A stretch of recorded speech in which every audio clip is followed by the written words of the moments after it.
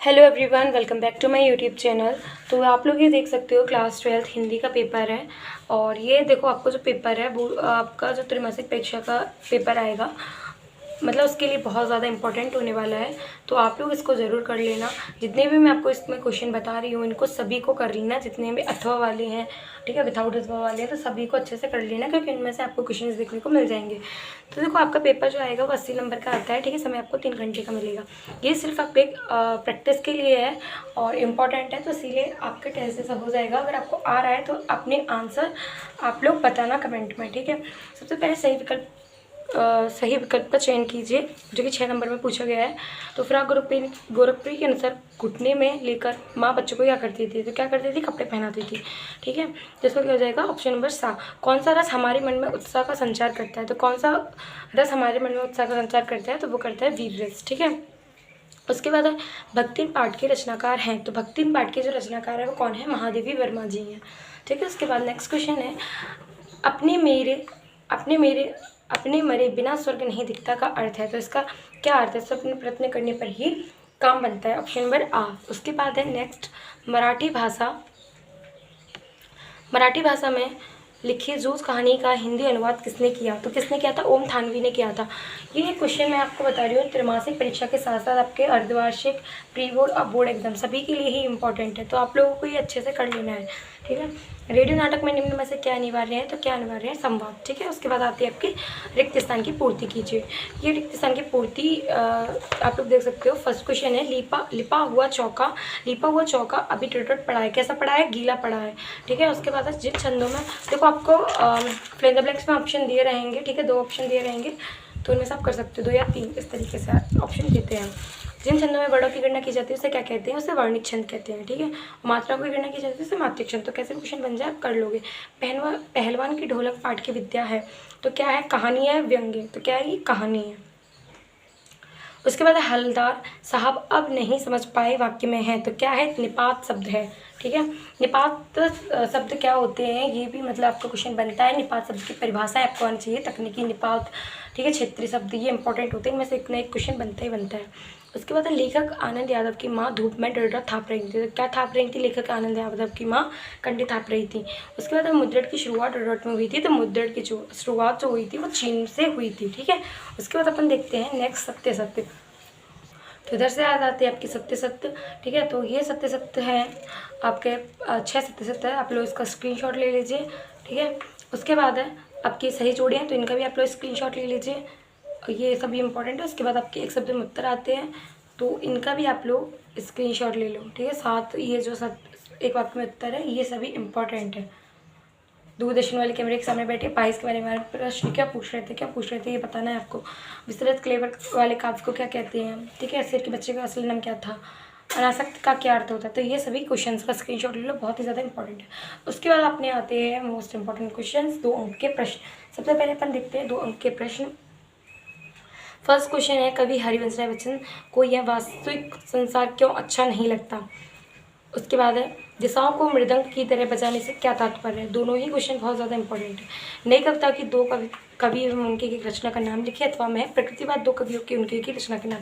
देखो, जितने भी आपके जो पद साहित्य इतिहास में आपकी जैसे काल है, जैसे रीतिकाल, भक्तिकाल, छायावाद, प्रकृतिवाद, प्रयोगवाद, नई कविता, इन सभी की जो विशेषता है वो पूछी जाती हैं। तो मैं आपको बता देती हूँ कि आप लोग 4-4 विशेषताएं सभी की याद कर लो, ठीक है। अच्छे से 4-4 विशेषता याद करके रखो, और उनके जो कवि हैं वो और उनकी जो रचना है, एक एक रचना आपको याद करके रखनी है, क्योंकि इनमें से क्वेश्चन डेफिनेटली आता ही आता है। उसके बाद है, ओज गुण का एक उदाहरण लिखिए, अथवा में बिंब कितने प्रकार के होते हैं।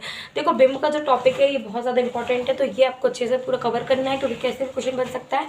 और जो गुण है, ओज गुण, शब्द गुण, ये सभी मतलब आपको ये भी आनी चाहिए। तो मैंने अपने चैनल पर मैंने पूरी हिंदी पढ़ाई हुई है। वैसे मैंने फिर से स्टार्ट कर दिया है नए सेशन के लिए हिंदी। तो आप लोग, मैं डेली लाइव आती हूँ 8 PM पर, तो आप लोग ज्वाइन हो जाओ। जो भी नया है आप लोग प्लीज़ सब्सक्राइब कर लीजिए चैनल को। और आपको बहुत अच्छे से टॉपिक वाइज हिंदी पढ़ाई जा रही है। हिंदी ग्रामर भी जो जितने भी टॉपिक है सभी टॉपिक्स आपके, जैसे बिंब हो गया, ठीक है, अलंकार, छंद, सभी टॉपिक को मैं एक एक इन्वेंशन वीडियो में मैंने कवर कराया है। तो अगर आपने नहीं देखी है वो वीडियोस तो देख लो जाकर, ठीक है। प्लेलिस्ट में वीडियोस बनी हुई हैं।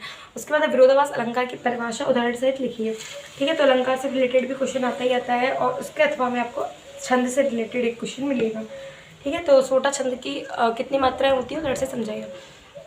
क्वेश्चन नंबर 10 है, निबंध किसे कहते हैं, किन्हीं दो निबंधकारों एवं उनके दो निबंधों के नाम लिखिए। उसके बाद गद्य की विद्याओं के प्रमुख एवं गौण विद्याओं के में वर्गीकृत करके लिखिए। उसके बाद लेखक जयनेंद्र कुमार के अनुसार बाजरूपन से क्या तात्पर्य है। उसके बाद श्रीस के कालजयी अवधूत क्यों कहा गया है। देखो ये तो इंपॉर्टेंट क्वेश्चन है, लेकिन मैंने गद्यखंड और पदखंड के कुछ इंपॉर्टेंट क्वेश्चंस आंसर की वीडियो बनाई हुई है, तो आप लोग एक बार उसको जरूर देख लेना, क्योंकि उसमें से क्वेश्चन आपका एक भी बाहर नहीं जाएगा, ठीक है। तो चलो देखते हैं नेक्स्ट क्वेश्चन 12। उसके बाद आता है क्वेश्चन नंबर 12, अर्थ के आधार पर वाक्य कितने प्रकार होते हैं। अर्थ के आधार पर, रचना के आधार पर, ये चीज़ें आपको आनी चाहिए। राजभाषा किसे कहते हैं, कि नहीं दो राजभाषा लिखिए। देखो राजभाषा, राष्ट्रभाषा आपको और मातृभाषा, ये 3 भाषाएं हैं, इनमें से क्वेश्चन बनता ही बनता है MP बोर्ड क्लास 12 हिंदी में। तो आप लोग इन भाषाओं को अच्छे से याद कर लेना, मतलब राजभाषा राष्ट्रभाषा में अंतर पूछा जा सकता है या फिर इनकी परिभाषाएं पूछी जा सकती हैं, ठीक है। तो इनको कर लेना। उसके बाद आता है क्वेश्चन नंबर 13 पे आपका कुछ वाक्य को परिवर्तन करना है। जैसे विधि सूचक वाक्य में परिवर्तन करना है, वे भाग्यवान स्त्री नहीं है। जैसे संयुक्त वाक्य में करना है, शिक्षक के कक्षा में आते ही छात्र खड़े हुए। मैंने ये भी एक वीडियो बनाई हुई है, तो आप लोग इसमें देख लेना। अथवा में लोकोक्ति किसे कहते हैं, तो लोकोक्ति और मुहावरे आपको अच्छे से आने चाहिए, इनमें अंतर वगैरह पूछ लिया जाता है। उसके बाद आती है आपकी वितान बुक का क्वेश्चन, इंपॉर्टेंट क्वेश्चन है, जो चैप्टर है यशोधर बाबू वाला। तो ये वाला भी बहुत ज़्यादा मतलब में से क्वेश्चन आता ही है, ठीक है। तो मैंने वितान बुक के भी इंपॉर्टेंट क्वेश्चन आंसर वगैरह बना दिए मैंने वीडियो, तो वो वाली भी आप लोग देख लेना, ठीक है।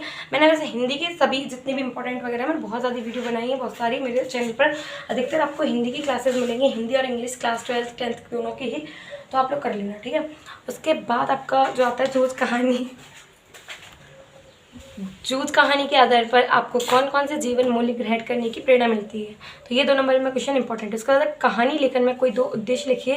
प्रिंट माध्यम, देखो जो आपकी बुक है अभिव्यक्ति और माध्यम, इससे भी मतलब क्वेश्चन आते हैं, ठीक है। 2 नंबर के क्वेश्चन आता है और 5 नंबर की ऊटियाँ आती हैं। तो इस तरीके से आपका 6-7 नंबर का, तो 7 नंबर का आपका जो अभिव्यक्ति और मध्यम में से आता है, 7 नंबर के एक का वितान में से आता है, 5-5 ऊटियाँ आती हैं दोनों में से, और 2-2 नंबर का एक क्वेश्चन आता है। मैंने पूरा मतलब आपको जो पूरा पेपर का फॉर्मेट है पूरा बता दिया है कि किस तरीके से क्वेश्चन पूछे जाते हैं, तो एक बार वीडियो उसको भी देख लेना।